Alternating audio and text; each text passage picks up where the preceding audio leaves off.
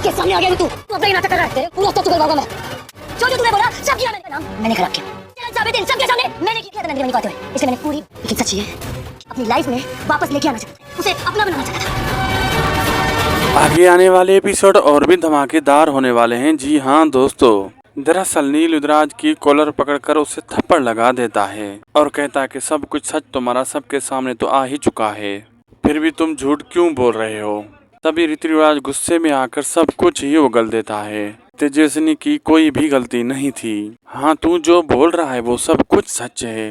तेजस्विनी को मैंने ही बदचलन साबित किया है, क्योंकि मैंने देख लिया था भाभी को आते हुए, इसलिए मैंने उससे अपनी बात बदल दी और मैं चाहता था कि तेजस्विनी मेरी लाइफ में वापस आ जाए और इसलिए मैंने ये सब कुछ किया।